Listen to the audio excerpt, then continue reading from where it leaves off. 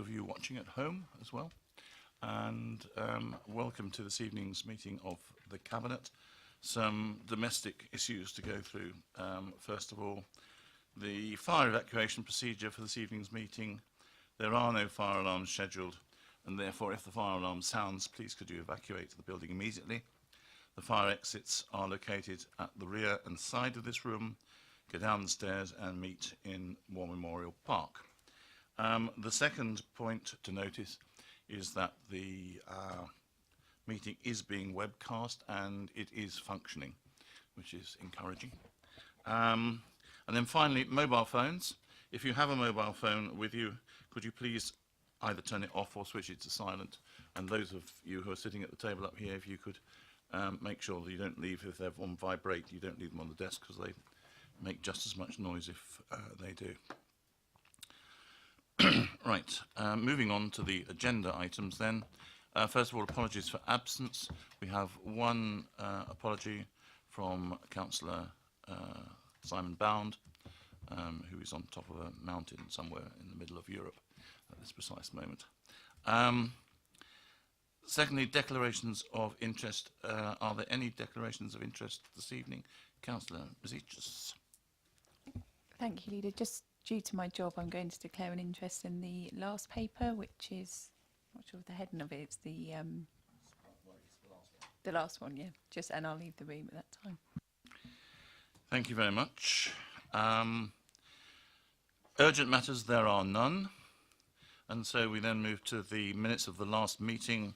The only parts of these minutes for discussion is if there are any issues of accuracy that anybody has on them. If not, I will sign them in due course of this evening. Then we move to the substance of this evening's meeting. And the first item on the agenda is the Treasury Management Annual Report. Now I have one speaker on this item, Councillor Parker. There he is. If I could ask you to come forward, Councillor Parker, while I ask Councillor Tate to introduce the paper. Councillor Tate. Thank you, Leader.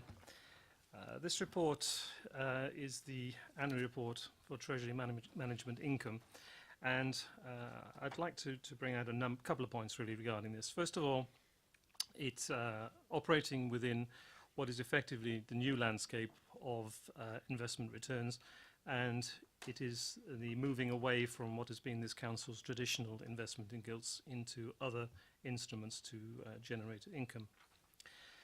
The second point is that within that we have continued to maintain the very high standards both of performance but also in terms of management. And we have currently investments which are rated AA, which puts us very much in the higher level of security.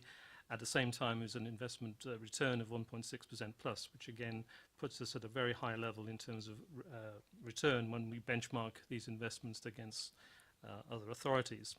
So I think that from the point of view of delivery, I would congratulate the team that's been involved in both delivering both the result, but also in terms of the quality of that result.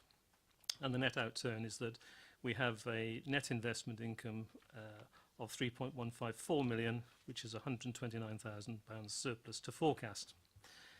A critical point within that is that the diversified credit fund's performance was higher than was forecast in the original forecast plan at 2.72%. This was largely due to the returns in diversified credit funds holding up more strongly following the Brexit vote than was forecast. So overall, it's I believe, a good result. It's a good testament to the work that's been done by the Treasury Management team to deliver this return to us, which is obviously a very important part of generating income for this council. Thank you, Councillor Tate. Councillor Parker, good evening. Good evening. The usual procedure, I'll put the clock on and the floor is yours.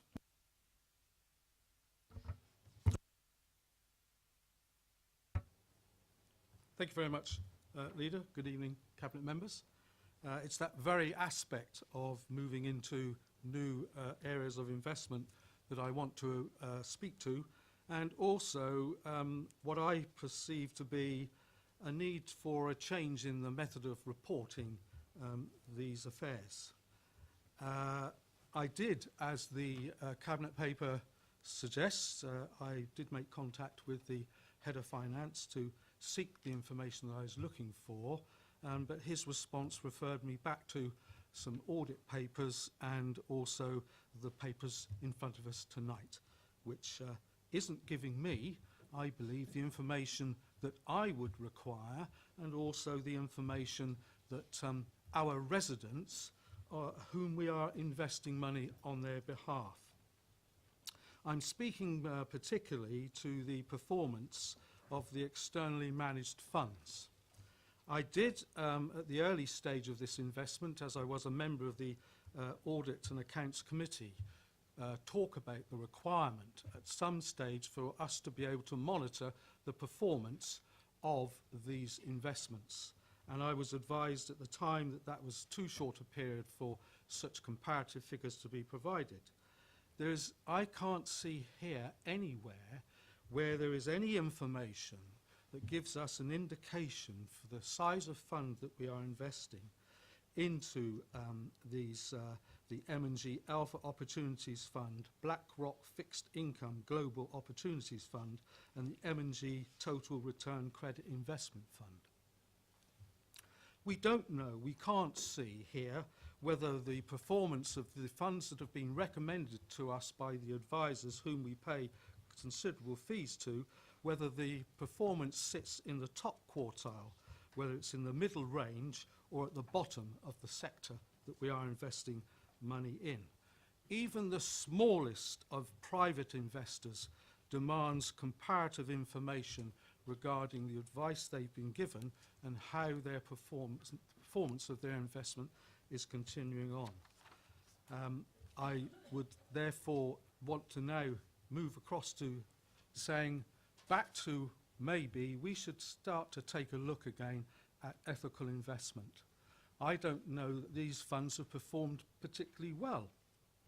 But if I tell you that the Church of England Ethical Investment Fund achieved a capital growth return in the last 12 months of 17.1%, there is a growing trend of change of emphasis by the investment industry to a greater emphasis on environmental, social and government issues. That investment in that sector has risen since 2011 to 2016 from £7 trillion to £16.3 trillion. We as a local authority should be, for all the right moral reasons, part of that shift in trends, not caught out by it. Thank you. Thank you, Councillor Parker. Councillor Tate, do you wish to respond? Yes, if I can briefly, Leader. Firstly, if you're looking at Appendix 3 in itself, that does actually look at the performance of the funds as they've been set out. I appreciate that, Councillor Parker, you're maybe looking at a wider in terms of how others perform. I can't go to that. I can only look at what we have in terms of what we are doing here. And I'd also refer you to Appendix 4, which looks at our overall benchmarking, which puts us in both the highest return in terms of actual return as against the securities. It would be unwise of me to comment individually, and I'm not qualified to do so, on an individual fund's performance. But we have discussed before issues of ethical investment, ethical policy, and how that can be best interpreted by this council. And clearly we can debate that again in due course. I mean, that's something which is an ongoing. But I'm satisfied that what we have is a strong balance between return, between security, between ethical policy, and that currently our performance indicates that the Treasury management structure is working for us. Can it work better? That's something which we're always looking at. So from that point of view, I take your comments, but equally I think that what I see in front of me currently is a strong performance from the diversified credit funds as part of our overall mix. Thank you. Members, There, under the new rules, of course, there isn't an opportunity for a supplementary question. But since it's you, I'll let you have one brief comment. I turn it to a question and a request to a portfolio, if I may, that you would consider perhaps bringing in a little more transparency for the public to actually examine how selected funds that are invested in by this council are performing comparative to the rest of the market. Thank you, Chair. Thank you, Councillor Parker. I mean, I think to answer on Councillor Tate's behalf, we're always quite happy to have transparency in these matters.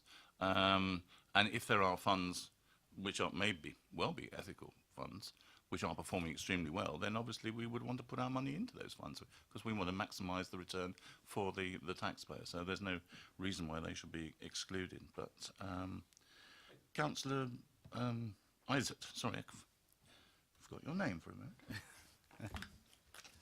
Thank you, Leader. I think that there is transparency here, and there is, and we are providing comparisons. What we provide comparisons with is the performance of other local authorities, and we score very well and have consistently scored very well over many years. We're in the upper quartile in terms of performance, and we're also in the upper quartile when it comes to the quality of our investments. And I just wonder, and I'm not familiar with the particular fund that Councillor Parker quoted, but I just wonder, given the sort of returns, the stellar returns that he refers to, whether we're actually talking about something completely different here. We're talking probably about something that involves quite significant investment in equities, and you know, that's not something that this council has sought to do over the years because of the risks that are involved. Because you can have a very good year one year, and then the next year you'll find that the value of these things is wiped off. And our team, led by Councillor Tate, has done a very good job in minimising the downside risk. But anyway, it's certainly, as the leader says, and Councillor Tate said, it's we can look at these things because we're always there to try and get the best returns, but safely for our residents. Thank you. Other members wish to comment? If not, the recommendation to us is that we recommend this report for noting by full council. Are we happy to do that? Good. Thank you very much.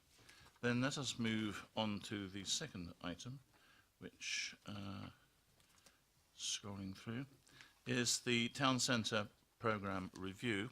Now I have two speakers on this, Councillor Parker and Hannah Williams, and I'm sure in the proper interest of chivalry, Councillor Parker will be very happy to go second. So, Mr. Williams, if I can ask you to come forward, and I shall ask the Deputy Leader to introduce the paper. We'll just hang on there for a second.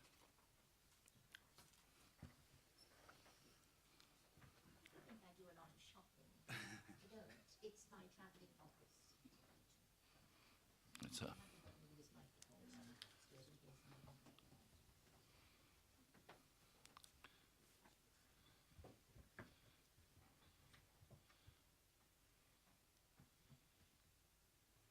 If you don't mind staying there, that'd be fine. Right, I shall press my button when the light comes on. It will be time for you to start speaking.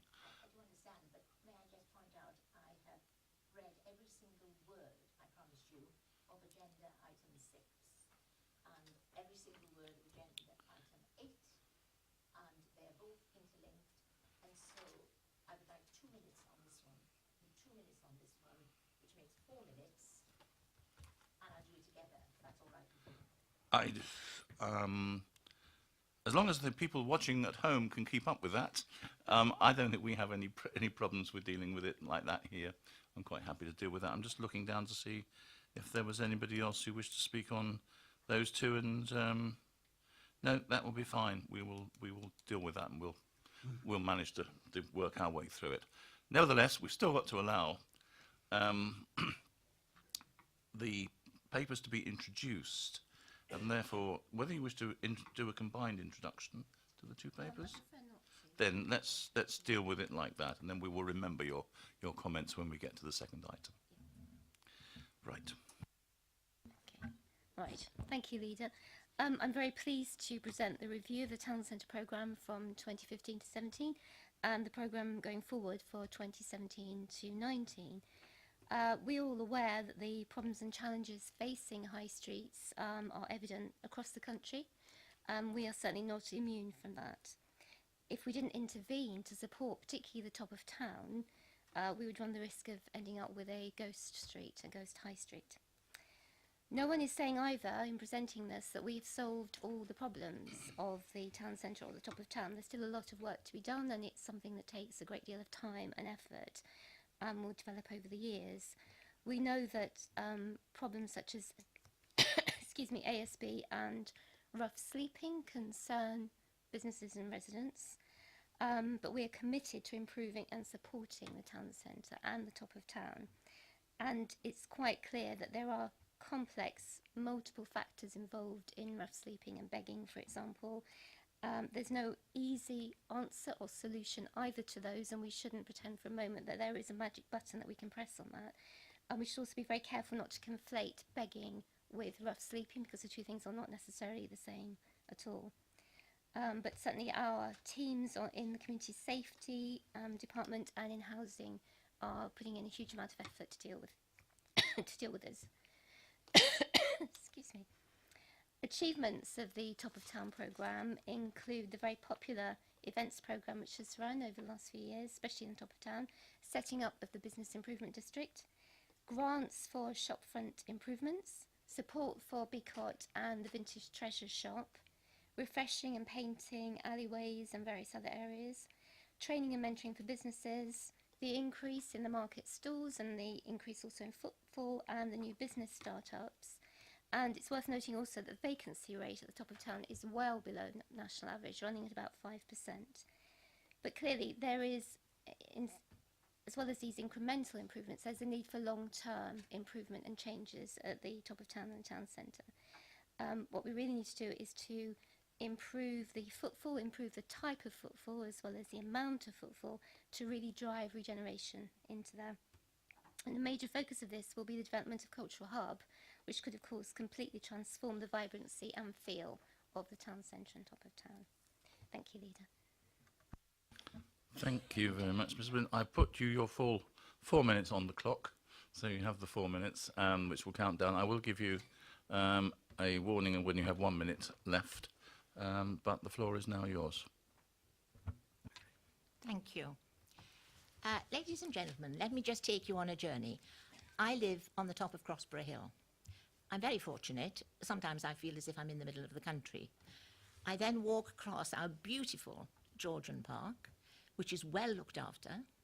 I can't tell you how I think the Jane Austen seats have enhanced, you know, the park this time. It's a brilliant idea. So I am very much a Basingstoke enthusiast. So imagine me walking across the park, and then I come through the council offices, and I cross the road, and I come into the historic part of the town. I've always preferred to call it that rather than Top of the Town, which I think is a very unimaginative name. It looks as if it's the bit that we've all forgot about. However, I then walk through the gates, and yes, I approach a great piece of, it's the Mother and Child statue in front of the United Reformed Church. And yes, it took Hampshire County Council like forever to put the paving stones around it into a reasonable state. They have at last done that, but they took far too long. And things are fine as you then go forward. And then when you go forward, you then find that a nice newsagent is selling alcohol at all times, and then you find that there are 7 betting shops in the place as well. And then you turn the corner and you come to the Haymarket Theatre, which I'm especially interested in. And as there are architects wandering around at the moment, appropriately called Bennett architects, We've just done Pride and Prejudice, by the way, you know, the Bennett family in Market Chambers. So the Bennett architects have asked to speak to us, which is good. We are quite pleased about that. And I'm sure we're going to tell them, you know, what we think. But I have witnessed 2 refurbishments of the Haymarket Theatre in my lifetime here. And the first one, they only got 80% of it right, because within a few months of it being settled, they'd forgot to think that if you have a box office and you make it open plan, and you have a cafe which was thriving, the noise of the cutlery and the people talking and the box office, it didn't work. It was a very basic mistake, but it was a huge mistake, and I was working there then. So within no time at all, our stage designer, Elroy Ashmore, and we had to spend the Haymarket money, we had to alter it within a couple of months of all these millions having been spent on it. That was refurbishment 1. Then we come to refurbishment 2. Again, we only got 80% of it right again. And there are 3 floors. There's only 1 bar at the moment. You have 1 minute. It is open. So I've got to put it in a nutshell.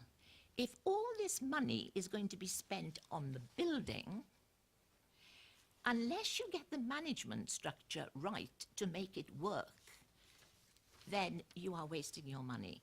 The 2 have to go hand in hand. I had a lot more that I could say, but I'm keeping to the rules. Thank you. Thank you very much. And thank you for keeping to time as well. Thank you. Well, I know what a good timekeeper you are because I've done it before. So thank you. Thank you. So, as you're there, Councillor Parker, if we can move across to you. Get out of the way, Stuart.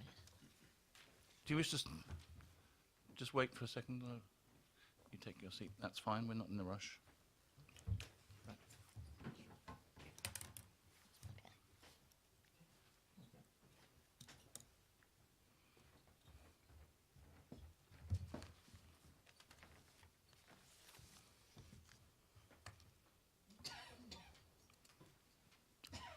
When you're ready.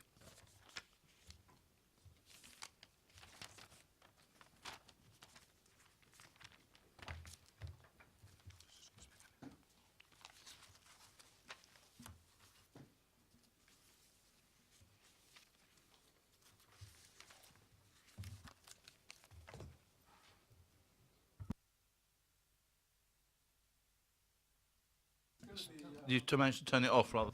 Sorry. Thank you very much.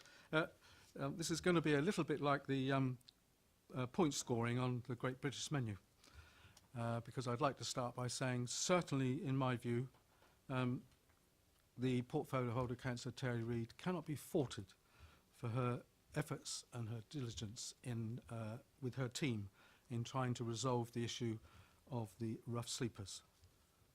But the problem we have is that in the top of the town, it's clearly evident that the occurrence of the trend of rough sleeping is growing to a situation where it's causing considerable hardship for the tradespersons running businesses. Now, of course, we know where our priorities lie, and that is in regard to taking care, offering help, and improving the expectancy of persons finding themselves homeless. But these tradespeople have also got to be considered. They have business loans to meet. They have mortgages to pay, staff costs, taxes, and families to support. And they are feeling that they are not getting, there is no evidence of the sterling efforts that are being made by the portfolio holder and her team working to ease the problem. I truly now have come to the conclusion that whilst we continue with our efforts to help, educate, offer services to the people who find themselves tragically homeless, we have maybe got to put some energy into finding a way of making the town centre and the top of the town a no-go area, in effect, for sleeping rough. The report makes reference to, I know, finding some measure of storing the sleeping bags and their possessions. That in itself is a major problem. If you talk to the staff of the Willis Museum, they get particularly upset by what they find when they turn up to open up. I won't mention exactly what that is. I'd like to go quickly then, because running out of time, over to the point. I was disappointed to read in the report the comment that there is not an obligation on this council to have a top-of-town programme.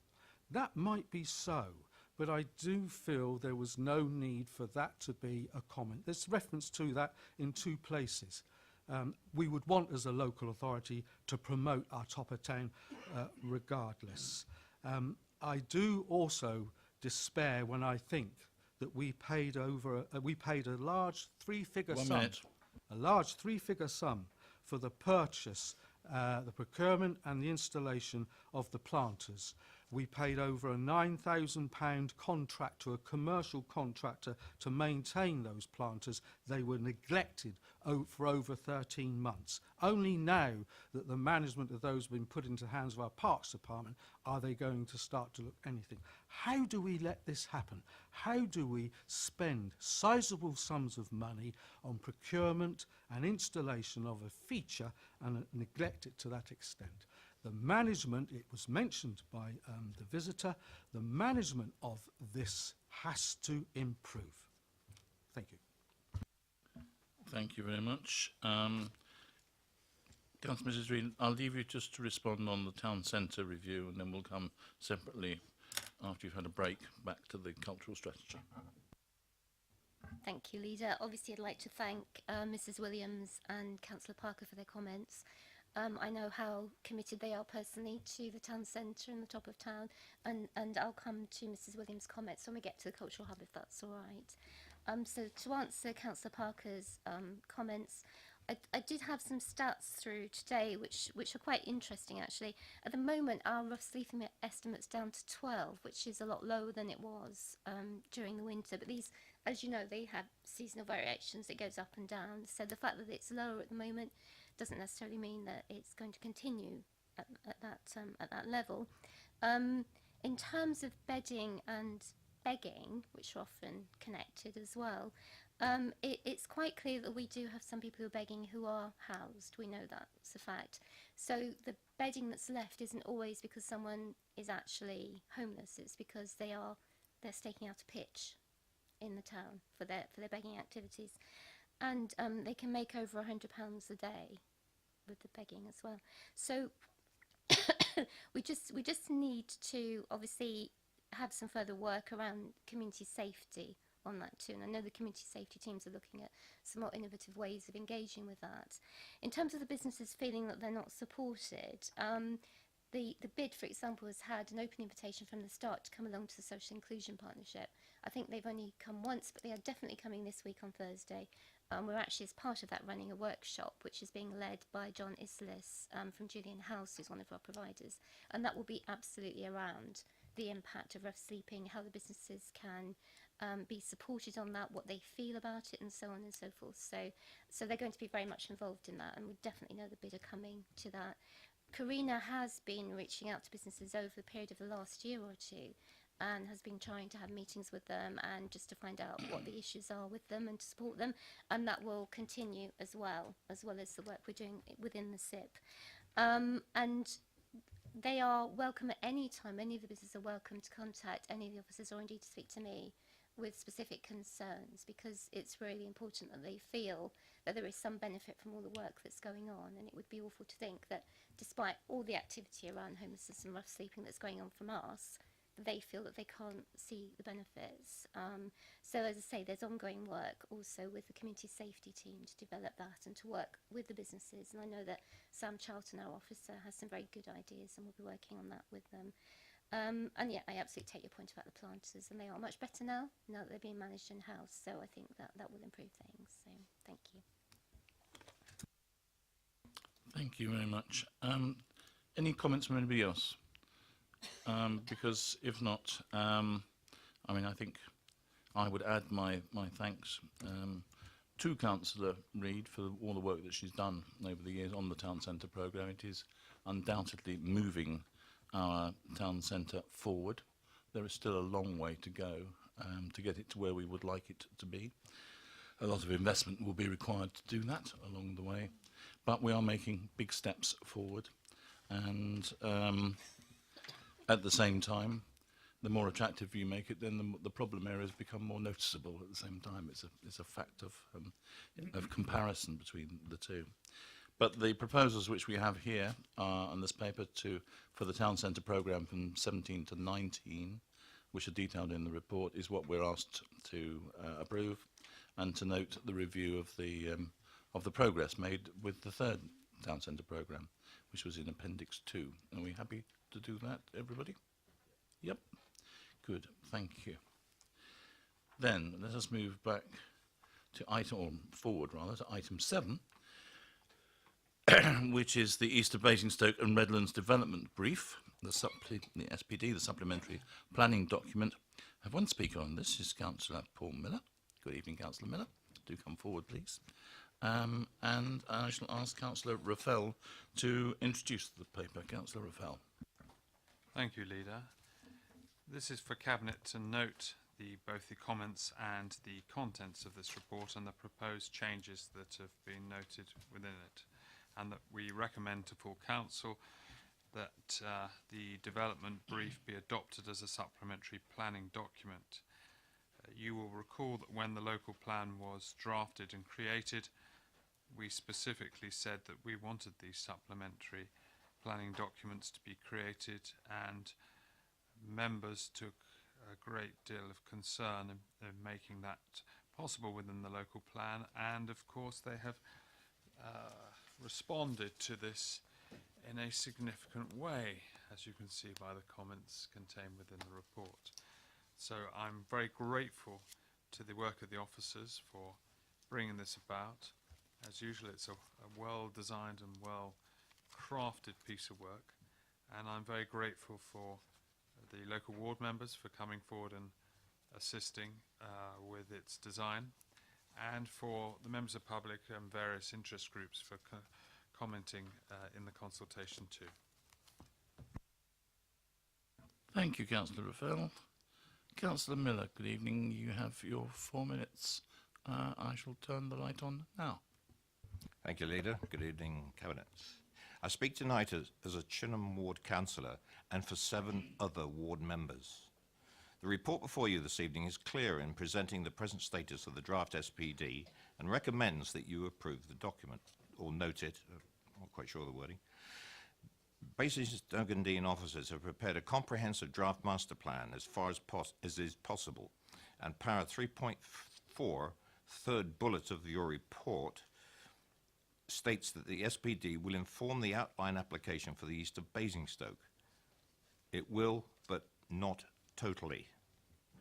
Throughout the technical consultation with the 8 ward members, there's been very detailed input from Hampshire Highways, very little detailed input from Hampshire Highways as to the proposed access to the east of Basingstoke site and the internal highway connectivity with Redlands and the Chinham Incinerator Sewage Farm Complex.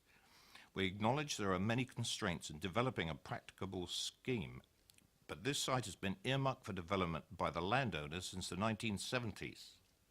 These constraints, combined with the imminent extensive works planned for the A33, including the Taylor's Farm roundabout for the Redlands development, give us cause for concern over the overall disruption to through traffic and the diversions planned through our communities. We are also mindful that there is an imperative that the east of Basingstoke development should not be delayed, and this is not our intention. However, the access solution has to be forthcoming early to fit in the complications of the planned A33 works. The only opportunity the consultation will be available, especially to residents, businesses and members, will be through the planning application process, unlike the preparation of the SPD. The important point of the master planning process is to allow sufficient consultation, such as we have already had on the majority of the SPD with all stakeholders. We're very pleased with that and very grateful to have that opportunity. We are concerned that we run the risk of potential delays in the progress of the site due to late submission of the access details. but we do not wish to see any compromise to our presently healthy 5-year land supply.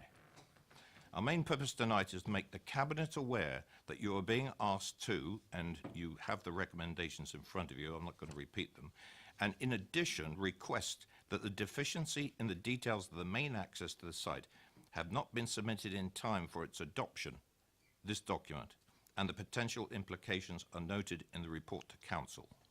Thank you for listening. Thank you, Councillor Miller. Councillor Raffel.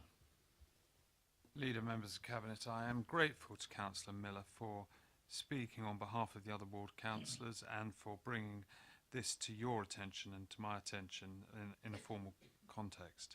Paragraph 3.1 sets out the fact that we have been waiting for Hampshire County Council to complete the transport assessment and heritage assessment that are so necessary to inform any planning application that might come forward. Of course, this is no surprise to us, this delay, because obviously we've been waiting for it for some time, and obviously the local ward members have been waiting for it in order to comment upon it. Whilst it is likely that the access points will be in a certain location, I can understand the concerns of the ward councillors that that is not yet fixed. We have received officer-to-officer assurance that by the time a planning application comes forward, these assessments will have come forward too.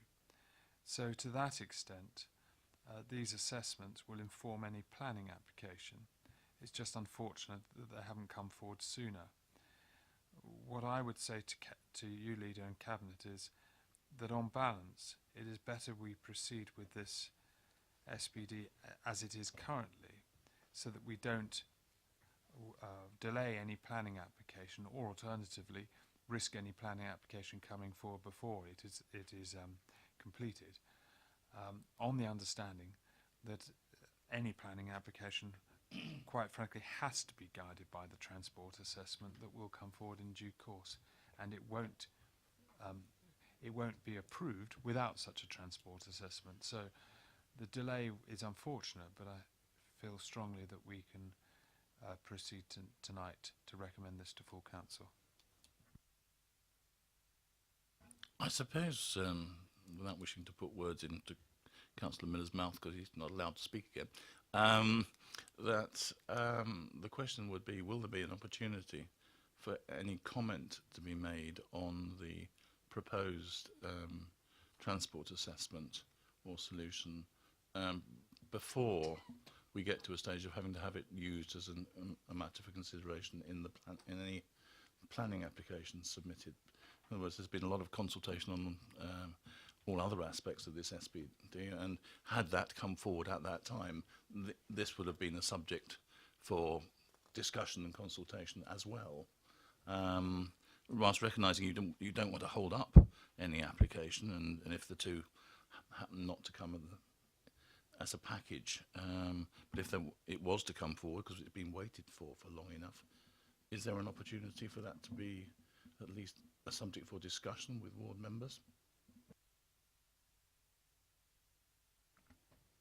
Leader, it would seem to me that our planning officers will take note of any comments that are made when the transport assessment comes forward. It's a question of when does it come forward, and I would certainly encourage ward members to make active comments, and I would certainly see whether that required us to seek further clarifications from Hampshire County Council as to whether the transport assessment deals in sufficient detail and informs any future planning application appropriately. So to that extent there can be some level of consultation with ward members when it comes forward, that the assessments come forward, and I suspect we'll just have to wait and see how that process comes about. Okay, so your recommendation is we proceed with what we have here in front of us, but if we can find a way of expediting that transport assessment and getting it consulted on, then that's what we will do before it gets taken in as part of a planning application. But at least there is that comfort that you know it will be taken into consideration at that stage if all else fails. With ward members. I'm not saying a wider No, consultation. no, that's why I specifically said board members at that time. Right, any other points to make on that? If not, we have, I think, read the recommendations 2 or 3 times. I don't propose to read them again. We're happy to agree that. Good, thank you very much. Thank you, Councillor. And now it's back to Councillor Reid for the cultural strategy. You've already had the comments from our one participant on this subject. I'll leave you to introduce the paper. Thank you, Leader. I'm delighted to present the cultural strategy and the associated action plan to Cabinet. The commitment of Basingstoke and Dean Borough Council to supporting and further developing arts and culture in the borough is enshrined in this report. We really want to be known for our vibrant and diverse cultural offer, and this links to many of our key priorities as well as a council. And we have much to celebrate already. We've just finished Basingstoke Festival and Basingstoke Live. Once again, very high participation levels, great audiences, a wide range of events and entertainments. For me, some of the highlights would include the All in the Mind Festival delivered by Fluid Motion Company, which was a day festival centred around mental health. The open air cinema in the park last week, last Friday evening, with the Jane Austen film, which we could have sold tickets for twice over and was just a fantastic evening. The Circus Day in the Memorial Park delivered by Proteus Theatre Company, and the Multicultural Forum's World Party in East Rock Park, which kind of kicked everything off. In addition to all of this, next week we're reclaiming Jane Austen with the unveiling of the first life-size Jane Austen statue in her hometown. And we've had already this summer and continuing until September, the fabulous Sitting with Jane, the Jane Austen themed book benches that have popped up all around the borough and beyond. And these have gone down incredibly well with local people, and there's been a real buzz, I think, on social media about that. And this will culminate in an auction in September to raise money for the Art Charity, which we know is a charity very close to Basingstoke people's hearts.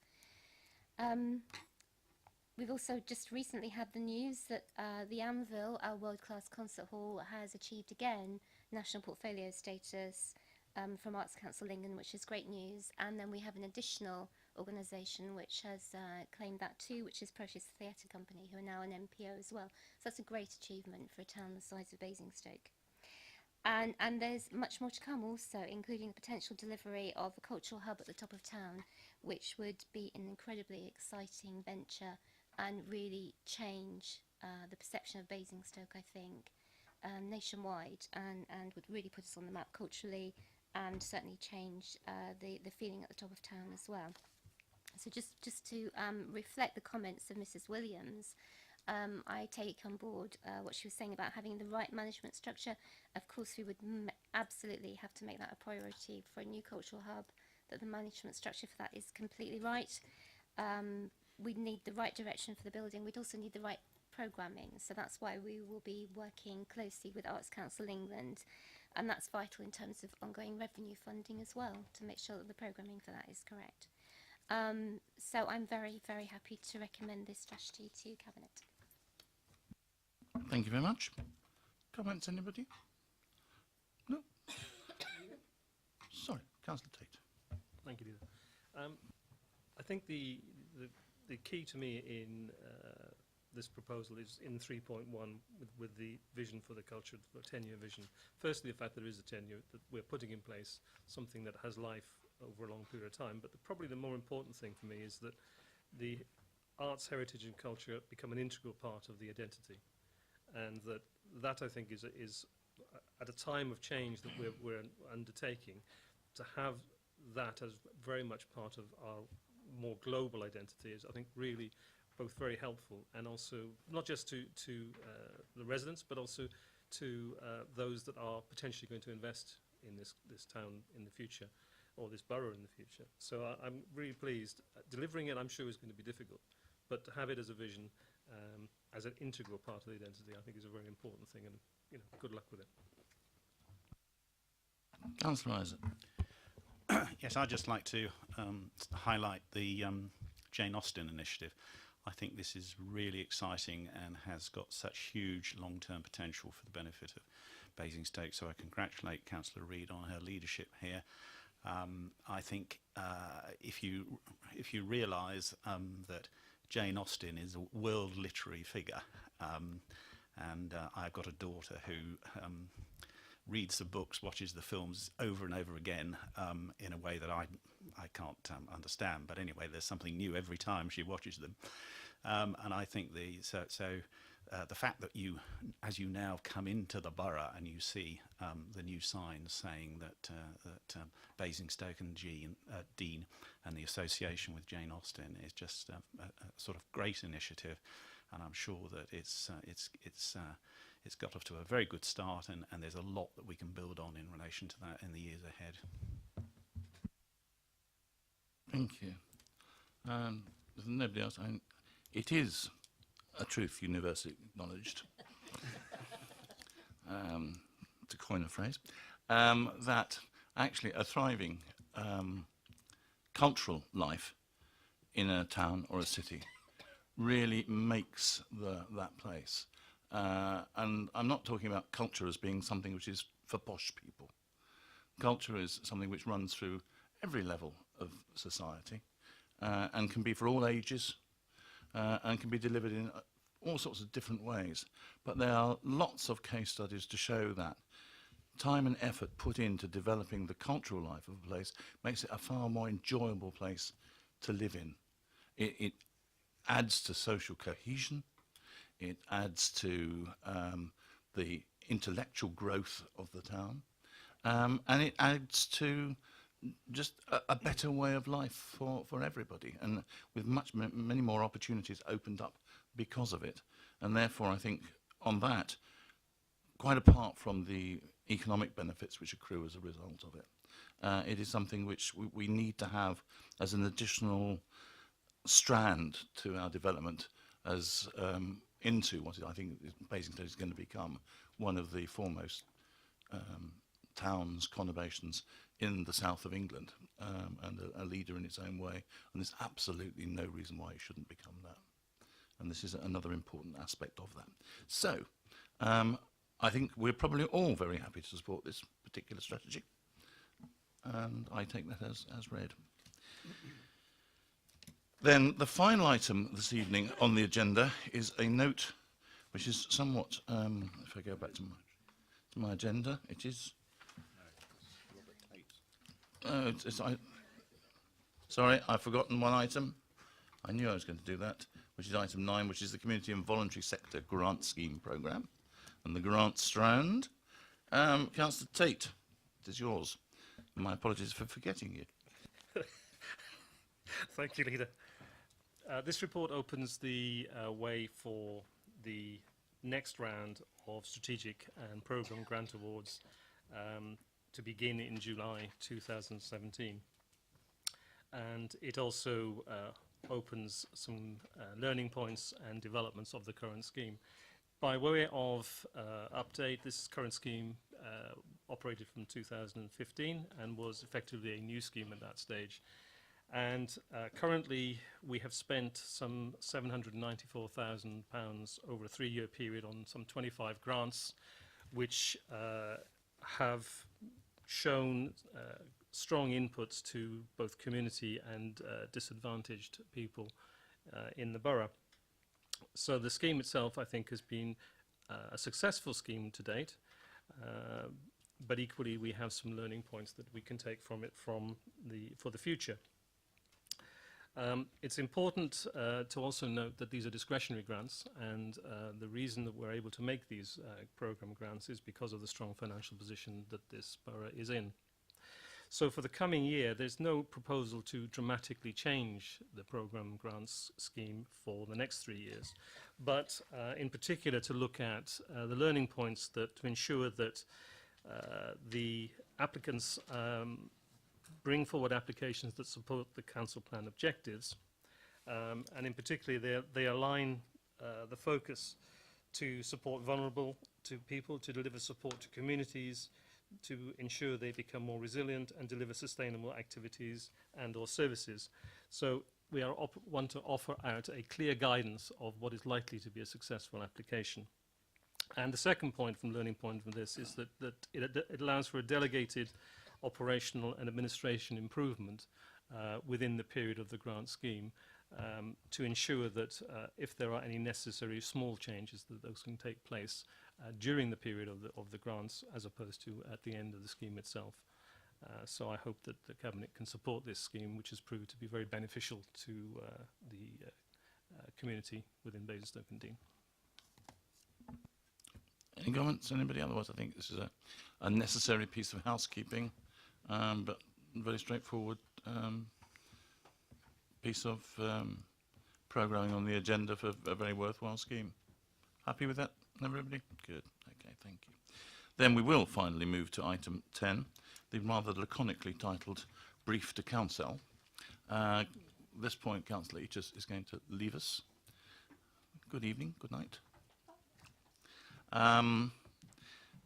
This actually is a report briefing the current situation with the our intended response as far as the judicial review, which is being held in the High Court as a result of action proceedings commenced by Fisheron Properties, seeking a review of our decision to enable a development of a hotel facility on Basingview by Village Hotels. Now, the paper has quite significant parts of pink papers, which are the confidential aspects of the advice that we have received on this matter. I'm going to ask Councillor Isaac to introduce this. I have one speaker, Councillor Tilbury.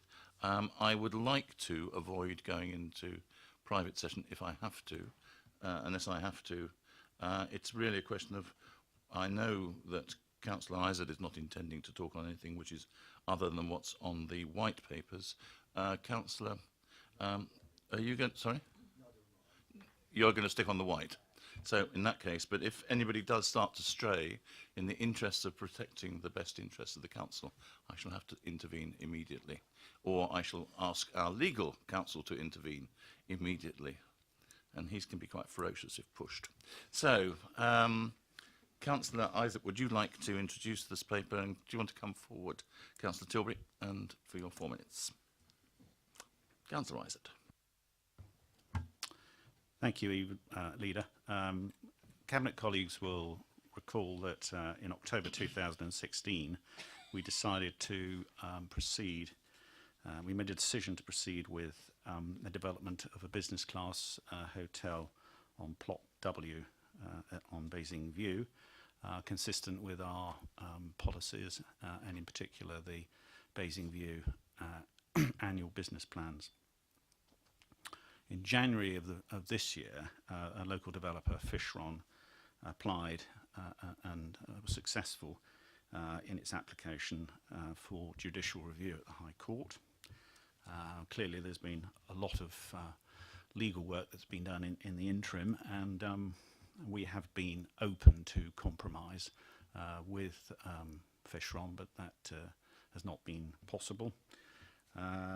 The procedural steps in relation to the litigation have now been completed, and at that point we have asked RQC to confirm his advice, and the advice remains that we have a very strong position and that the litigant's case is not, does not have merit, and therefore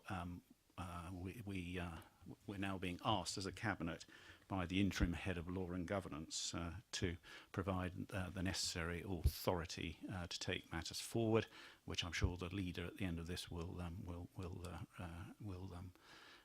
take us through.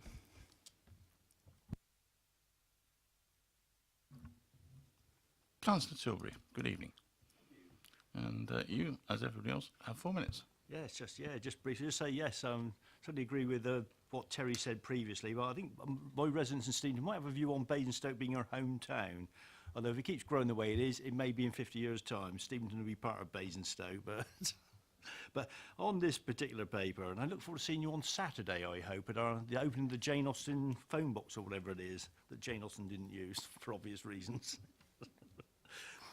Yeah, I mean, this one, I mean, I'm glad to see we're still looking at potential compromise, well, that's always going to be difficult there. But I'm a bit concerned. I mean, it actually says in here, I mean, John suggested we got a very strong case. What it actually says in here is council advisors, it remains our view that the council's position is relatively strong and advise proceeding to defend the claim at a full hearing. Well, relative to what is the obvious question, because the problem is with legal issues is it's basically two sides saying totally contrary to there's Mark's looking, he knows exactly what I'm saying, and that's the reality. Both, you know, they're legal people. We tell them you've got a very strong case, ours is telling us we've got a very strong case, and one of them is going to get it hopelessly wrong, isn't they? And it's going to cost someone a lot of money, but hopefully not us. But so I think that's the point I would make, and I would just suggest perhaps we should ask our legal team if they're interested to go for a no-win, no-fee. Because if they're that confident, then surely that shouldn't be a problem, should it? So, well, I think that's all I have to say on it. But I think, yeah, keep on. Try if we can get some sort of compromise, if we can get any. We can't go into the details of this. It is a very complex case, and it's gone on. And I was on the Basingstoke panel for many years, so I'm well aware of what's gone on and all the various things and the changes over the years. But it is rather worrying that yet again we are sort of, you know, people we've dealt with in the past. We are now saying, well, we don't want to do what you want to do, and you know, I think there's got to be a better way of dealing with this. Thank you. Thank you, Councillor Tilbury. Councillor Isaac, do you wish to respond? Thank you, Leader, and thank you, Councillor Tilbury.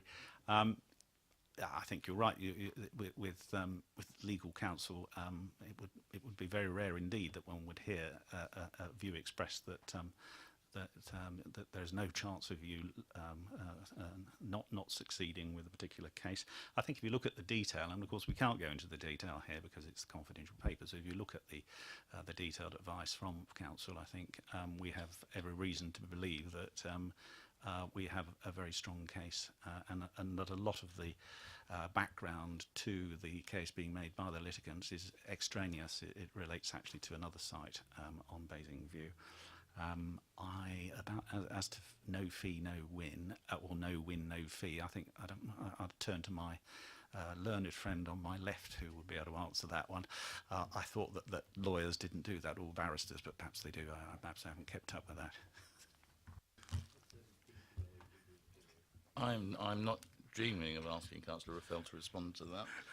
I just like to say that I prefer the actual win and no fee combination is the best one that one might be able to go for. I can tell you at the criminal bar, it's win or lose, not much of a fee. Oh dear, our heart starts to bleed, doesn't it, for lawyers, I tell you. Anyway, coming back to the rather more serious issue on this, I think we all wish we could avoid legal proceedings. Nobody benefits from legal proceedings, normally apart from the lawyers. But sometimes it happens. We have an obligation to see what is the best way to go to defend the best interests of the council, and by that means defending the best interests of the residents who we serve. I think in this case the advice is very clear that we do have a very good case, that a lot of the issues which are being put forward are not relevant to the case that is in question, and therefore it would be totally wrong of us not to take the best advice which we've been given, which is we should proceed with this, much as it would grieve us to do so, and much as we would wish to try and arrive at a compromise which would be satisfactory to both parties. But that does seem to be rather difficult given the current situation or view that the other parties take. But there we go. That's where we are. But I sincerely hope that we shall look forward to a successful outcome of this in due course. So what we are asked to do is to instruct the interim head of law and governance to continue to defend the claim, which is important, and therefore to brief leading counsel and junior counsel to advise and represent the council on all steps up to and including representation before the court, but at the same time to continue to seek a negotiated settlement on terms advantageous to the council. So we're not closing the door by making this decision on arriving at a negotiated settlement, if at all possible. And then we also delegate authority to the interim head of law and governance in consultation with me, that is the leader of the council, or my nominee and the executive director for finance and resources, to settle the claim on terms advantageous to the council and make any necessary decisions in the course of the court proceedings to protect the council's position. So just delegating the necessary authorities to ensure that we come hopefully to a very satisfactory conclusion, if rather unnecessary conclusion, on this case. We were happy with that. Good. In which case, at almost dead on the hour for this meeting, I think we can conclude it as finished. Thank you all very much for your attendance.